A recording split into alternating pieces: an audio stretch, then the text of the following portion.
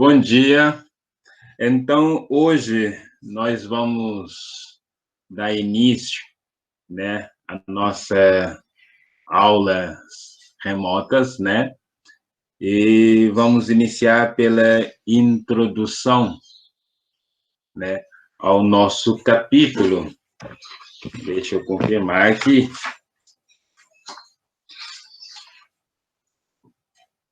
Capítulo 7, certo? Como tornar-se quem você é. Ou, numa tradução melhor, né, que essa frase era muito usada entre os gregos, certo? Torna-te aquilo que és. Isso remete à filosofia socrática, certo?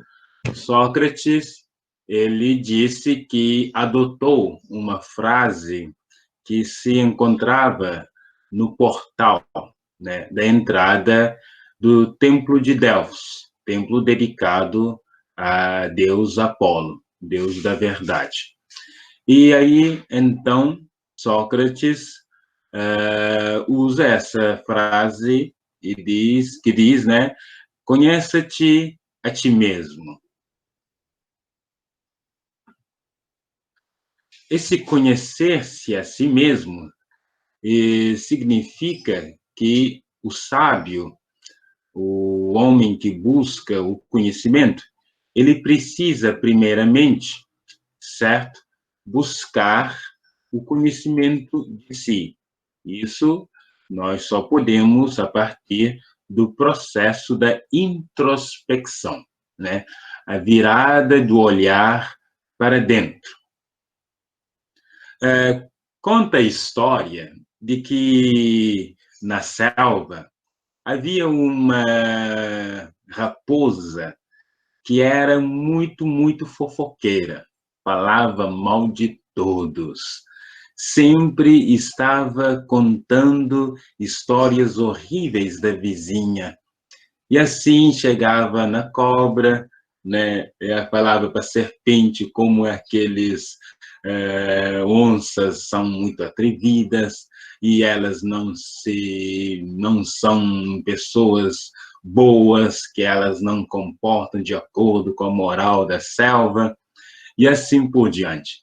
E ela também chegava na onça e diz, como aquela serpente, ela é traiçoeira, que ela não é uma pessoa de confiança. Então, ela nunca via nada de bom nessas pessoas, nessas pobres bichinhos lá da selva. Então, essa raposa teve problemas de visão e teve que ir ao oftalmologista. E lá no oftalmologista, o doutor, né, o médico diz, minha senhora, né, você vai precisar fazer uma cirurgia, certo? E ela, com medo, aceitou a cirurgia. Então, quando ela chegou no processo, né, na operação, quando fez a cirurgia, depois de recuperada, a raposa saiu na selva. E ela ficou ainda mais abismada, contando coisa ruim, que estava pior, certo? E aí ela não suportava mais vendo tantas coisas ruins acontecendo, tudo era muito, muito feio, e essa raposa foi para o médico de novo e disse, não sabe o que está acontecendo, que depois de ela ter recuperado da visão, ela está vendo tudo cada vez mais horrível. Aí o médico olhou e disse, minha senhora, desculpa, que o erro foi um erro médico. Em vez de a gente, na cirurgia, botar os olhos para fora, a gente acabou colocando esses olhos para dentro. Então, a moral da história é que a raposa, ela só via, né, aquilo que era de ruim, porque por dentro também era ruim. Então, como era uma pessoa que tinha uma visão do mundo muito ruim, é porque ela mesma era muito ruim.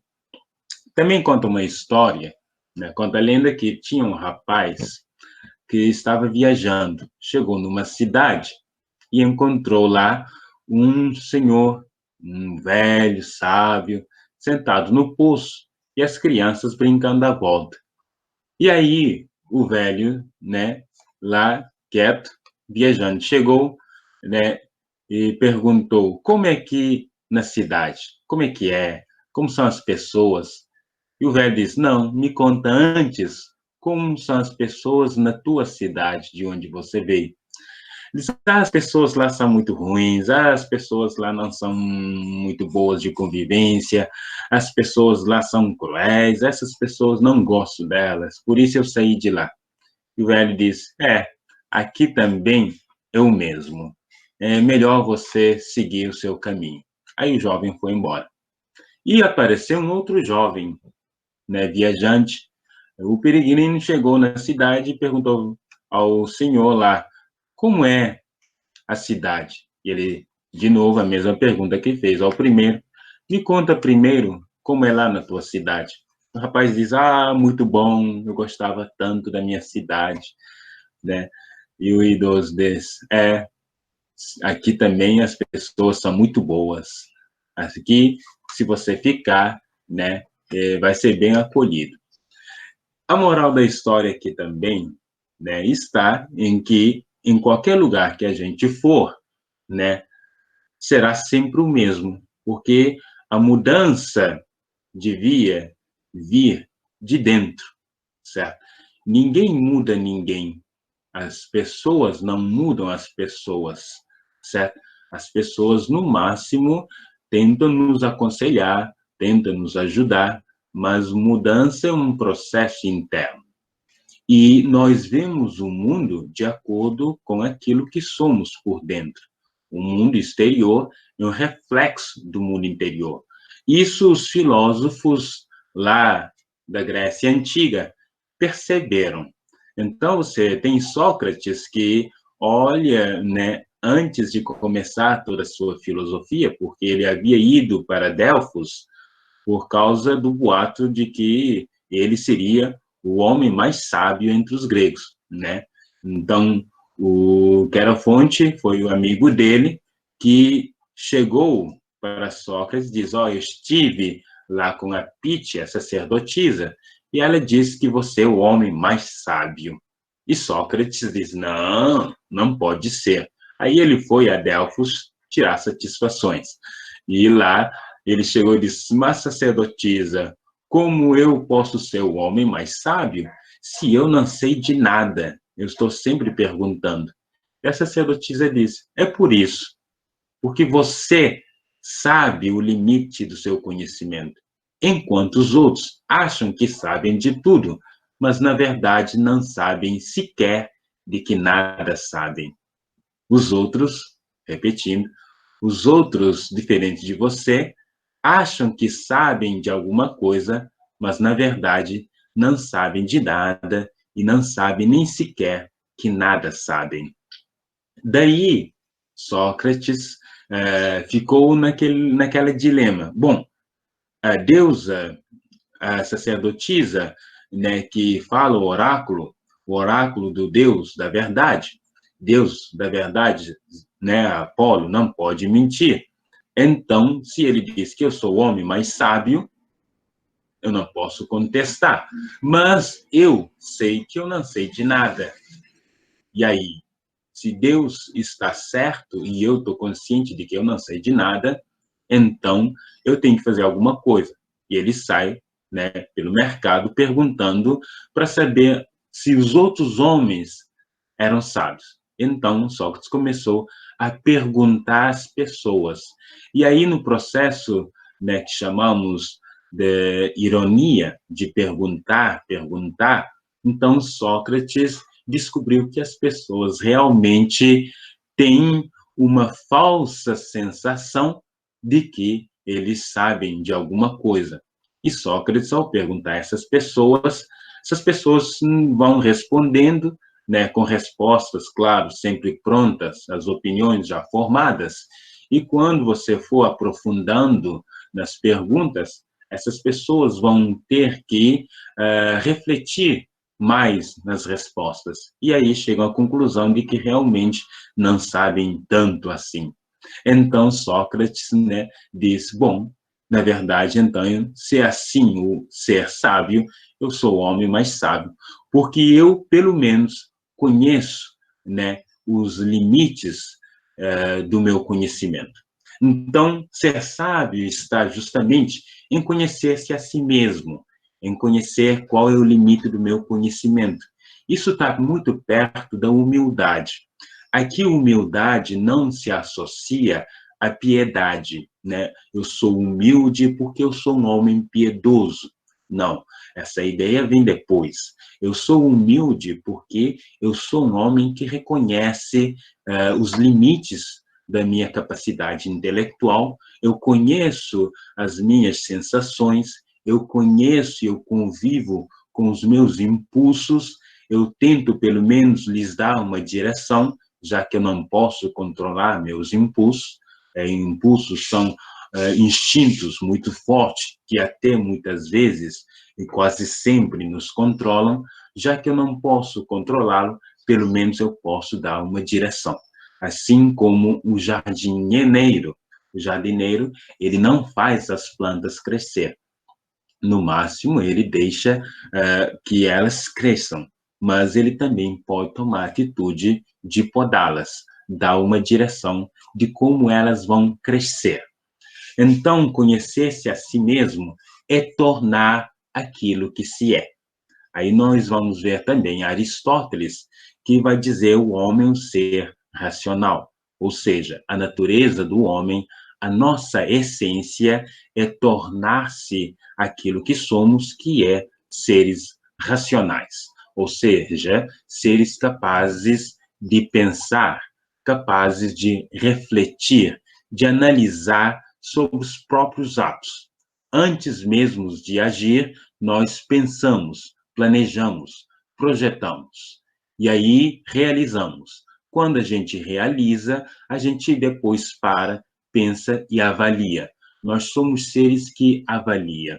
Todas as coisas no mundo, eles não têm valor, nada tem valor, nem nós. Ou seja, o que dá valor a essas coisas somos nós.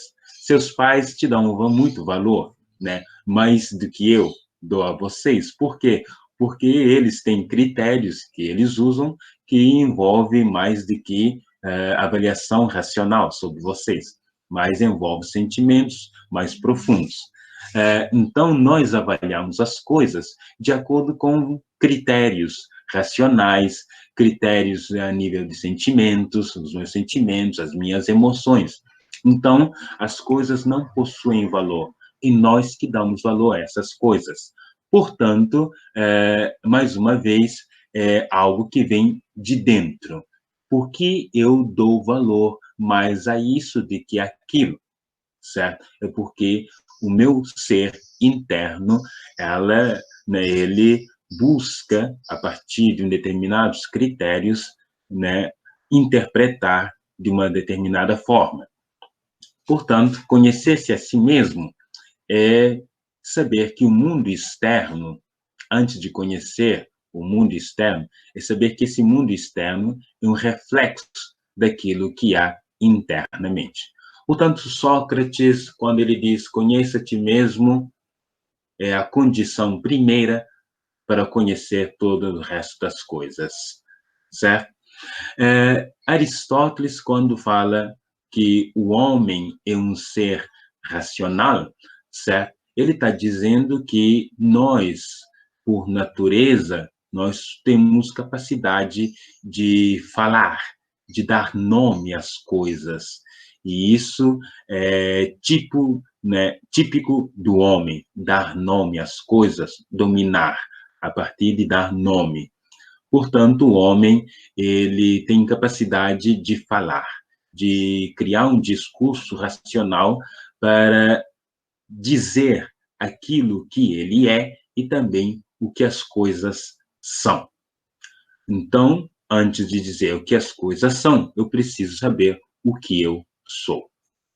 Esse processo, né, vai se desenvolver na modernidade com o surgimento da psicanálise, da psicologia, que tenta entender, né, a mente humana. Platão já havia falado sobre a mente e o corpo como que um dualismo, uma luta de dois contrários. Então, Platão, ao referir-se à divisão do corpo e da alma, certo? Platão está justamente mostrando que nós somos seres que, por natureza, nós entramos em conflito com nós mesmos, certo? Porque de um lado estão os impulsos, está a natureza bruta, está o instinto, está a necessidade, o desejo. E do outro lado está justamente o pensar, o analisar. O corpo busca satisfazer necessidades imediatas. Quem vive disso, ou quem vive só para isso, essa pessoa acaba se tornando escravo do próprio corpo. E o sábio é aquele que conhece essas necessidades, mas não as busca a todo custo. O sábio, ele quase que os ignora, dá uma outra direção. O sábio busca o pensamento. E no pensamento, ele busca a essência das coisas. No pensamento, ele busca tentar entender as coisas que estão além do mundo natural, que é justamente, digamos, as ideias, né? O que é justiça? Para eu dizer que eu sou um homem justo, eu preciso, pelo menos, definir o que é justiça. Se eu digo que o Kaique é bonito, eu tenho que saber o que é beleza, certo? Se eu quero entender o que é o bem, quer dizer, eu sou um cara muito bom, eu preciso, pelo menos, definir o que é ser bom, o que é o bem. Então, para definir essas coisas, eu preciso, né, ter um discurso racional demonstrativo, né? E assim entra a questão da verdade. Portanto, Platão vai dizer que nessa busca pela verdade, nessa busca pela nossa verdadeira essência, em que Sócrates representa isso muito bem, porque Sócrates, na hora da morte, né, ele está lá com os discípulos chorando, pedindo para ele fugir. A gente fala lá com o pessoal que tem influência, Platão tem os discípulos, ele é filho, é sobrinho de Solo, ou pessoas da política, né? Vamos falar com Simías, né? Que Alcibíades, que é general e namorado de Sócrates, mas Sócrates se recusa a fugir. Sócrates diz: essa é a melhor hora. Eu vou livrar-me desse corpo que me impede de conhecer a minha verdadeira essência. Então Sócrates, ele começa já em plena vida a mortificar o corpo, a tentar dar maior valor, né, ao corpo. Sócrates namorava assim. Sócrates namorou Alcibíades, que é um general, mas Sócrates também era casado, certo? Tinha esposa em casa. Isso, entre os gregos, era totalmente normal. Eles têm o normal deles, nós temos o nosso normal. São questões mais morais de fato. Então, podemos dizer que os gregos tentaram entender qual é a sua essência. E Aristóteles faz uma metáfora muito bonita, né? Ele dá exemplo das plantas. Se você tiver 3 pés, 3 mudas de goiabeira, essas mudas, elas têm toda a mesma condição, né, de tornar-se uma grande, né, goiabeira, dá muitas goiabas, mas vai depender das circunstâncias no qual elas serão inseridas. Se você pegar a goiabeira número 1, você plantar ela num terreno inóspito, né, num terreno sem água, num terreno sem luz solar, essa goiabeira ela vai se definhar. Se você plantá-la num lugar um pouquinho mais fértil, com um pouquinho de luz, ela vai desenvolver mais que a primeira, a segunda, né? E a terceira, se plantar num terreno totalmente fértil, né, com água abundante, essa goiabeira vai se tornar a sua verdadeira natureza, né? Ela vai chegar a toda a exuberância que pode chegar uma goiabeira. As três têm a mesma essência, mas as condições foram favoráveis para uns e para outros não. Isso também está no ser humano. O ser humano, segundo Aristóteles, tem sua natureza, mas nem todos podem desenvolver essa natureza, porque nem todos vão descobrir a sua verdadeira essência. E esses não vão ser felizes, porque nós só somos felizes quando a gente conhecer nossa natureza ou nossa essência e for capaz de desenvolvê-la. Tem gente que até consegue, né? Muitas vezes, com um pouquinho de esforço, com um pouquinho de dedicação, a gente acaba conhecendo a nossa essência. Mas algumas circunstâncias da vida nos impedem.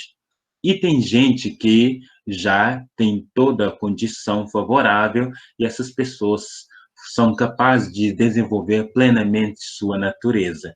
E esses, claro, serão felizes, porque eles fazem o que gostam, fazem o que querem, no sentido de ser realmente aquilo que são. Por exemplo, se eu nasci com uma natureza de artista, e meu pai, por exemplo, me obriga a ser um médico. E eu, enquanto estou fazendo cirurgia numa pessoa, estou lá pensando nas notas musicais, né? E usando as mãos, em vez de cortar, eu uso as mãos para dedilhar. O que pode acontecer é que eu posso, né, fazer com que essa pessoa não sobreviva.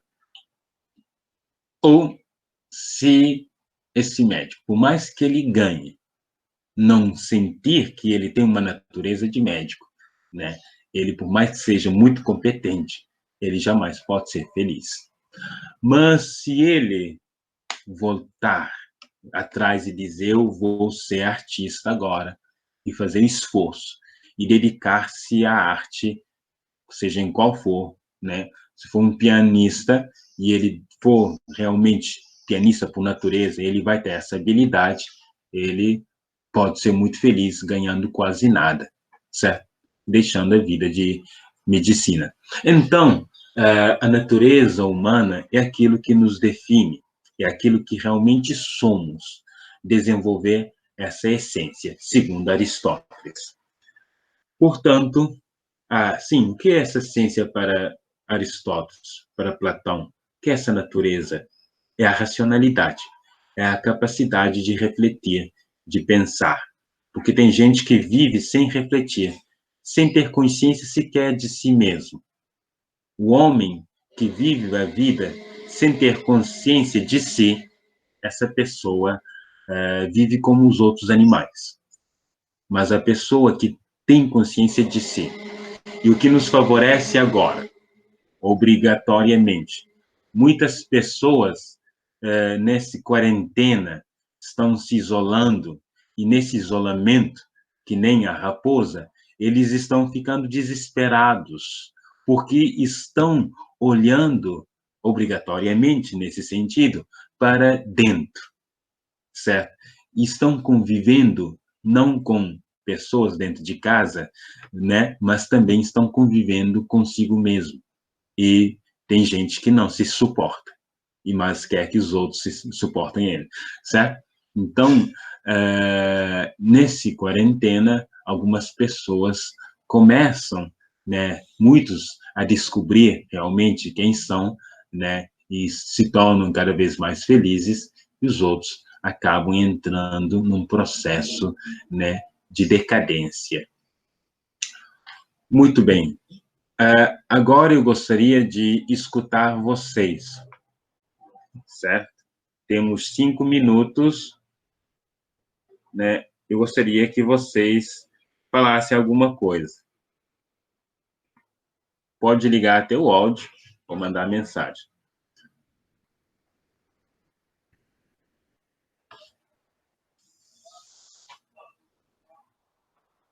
História da raposa. Tu não pegou a história da raposa? Ah, Miqueias. Alguma dúvida?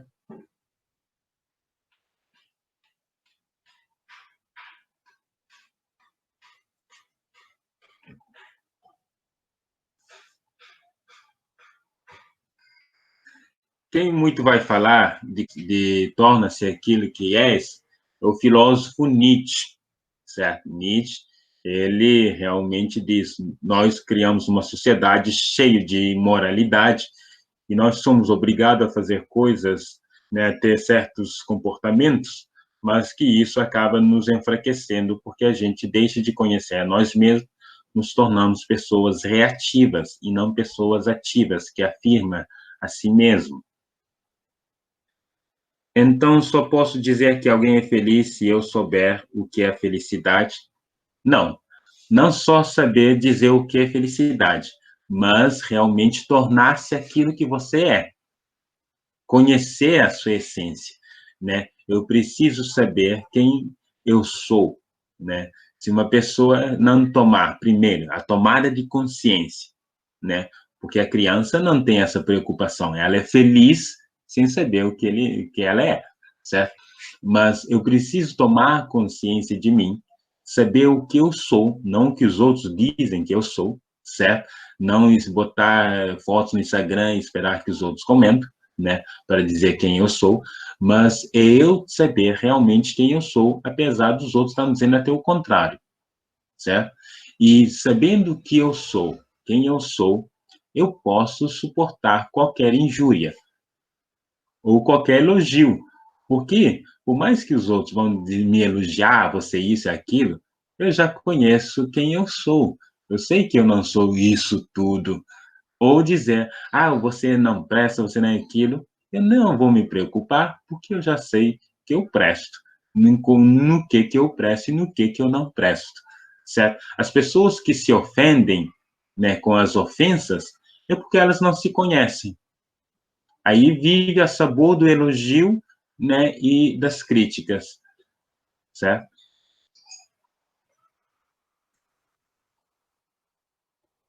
Em relação a esse assunto, quem aprofundou mais sobre conheça a ti mesmo é Nietzsche, né? Ele fala de cultivo de si. É uma palavra que vem da agricultura, cultivar, né? Cultivar é você trabalhar a terra, tirar, né, aquilo que não ajuda no desenvolvimento dessa terra, né? Colocar aquilo que o adubo, né, aquilo que vai melhorar essa terra para que ela possa produzir. Isso é cultivar, né? Como eu vou cultivar a mim mesmo? Eu vou tirar aquilo que não presta, aquilo que não pode ser arrancado como sentimentos, né? Eu preciso trabalhá-lo, eu preciso adubá-lo, eu preciso ver o que é melhor, né? Isso envolve o que eu vou ler, pessoas que eu vou conviver, filmes que eu vou assistir, né? O que eu vou assistir, o que eu escuto, tudo isso o ambiente vai propiciar que eu cultivo, né, aquilo que está internamente. Mas isso é um processo interno. Eu preciso cultivar, né, saber encarar os meus monstros quando eu estou só, né? Você já experimentou entrar no quarto, trancar tudo e não ficar fazendo nada, nem ler, certo? Nem dormir? Se você se suportar, você, né, consegue chegar lá. Então, é mais se conhecer, conhecer a si mesmo, né? Conheça-te a ti mesmo. É a primeira condição de conhecer o mundo. Porque o mundo é aquilo que é projeção sua. Se você disser, essa pessoa não presta, essa pessoa é aquilo, essa pessoa é só reflexo daquilo que você vê. É você, certo? de Freud dizia, quando Paulo fala de Pedro, o Paulo fala mais de Paulo do que de Pedro, certo? Quando eu falo dessa pessoa, eu estou falando mais de mim do que dessa pessoa. Se você chegar em mim e começar a dizer, Nicole isso, Nicole aquilo, eu vou parar e dizer, bom, você que está me falando da Nicole, eu não confio em você mais, porque você pode falar de mim também assim. Então, é você reconhecer e ter autoconhecimento de si. Exato. Conheça-te a ti mesmo, os limites do seu conhecimento, as suas raivas, né, as suas invejas, os seus impulsos, os seus sentimentos. Dá nome a cada um deles, certo? Cada pessoa já nasce tentando achar a felicidade ou é uma escolha, certo? Nós somos felizes naturalmente. Quando somos crianças, se na circunstância for adequado, nós tendemos à felicidade, certo? Mas muitas vezes a circunstância não é favorável. Claro, como eu posso ser feliz numa sociedade em que está em conflito, em guerra constante? As pessoas estão morrendo de fome, eu saio na rua, vejo só miséria. É claro que a felicidade também exige uma condição externa. Mas eu posso viver numa sociedade tranquila, paz, todo mundo feliz, no meio da multidão, e eu ser totalmente infeliz, certo? Mas a felicidade, ela começa internamente. Tem gente que busca a felicidade no outro, casa para ser feliz, tem filhos para ser feliz, né? Compra isso para ser feliz. Buscar felicidade fora é frustrante. Os outros nunca vão nos dar aquilo que está internamente, certo? Nós colocamos a felicidade onde a gente não está, dentro, certo? Ok, gente, já estamos passando da hora, já são 8h10, 8h12, na verdade. Eu gostaria de agradecer a cada um de vocês que participaram dessa aula. Estou morrendo de saudade de vocês, mas o jeito, por enquanto, é se encontrar aqui, né, pela internet. Obrigado pelas perguntas, né, e até mais. Até breve. Até próxima semana. Qualquer dúvida, eu vou dar suporte no WhatsApp, né? Basta me perguntar. Pode ser até em particular, certo? Ok, gente? Tchau. Obrigado.